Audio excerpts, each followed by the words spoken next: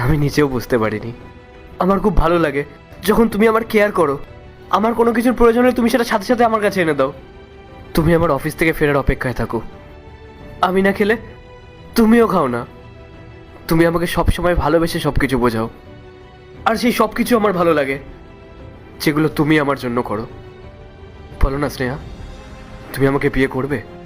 এই ব্যাপার নিয়ে আমি একটু আমার মেয়ের সাথে কথা বলতে চাই, কেননা ওকে না জানিয়ে আজ অব্দি আমি কোনো ডিসিশন নিইনি। ঠিক আছে, কোনো ব্যাপার না। তুমি ওকে গিয়ে জিজ্ঞেস করে আসো, আমি আসছি। শোনো, আমিও না তোমাকে কিছু বলতে চাই। আসলে আমিও তোমাকে পছন্দ করি।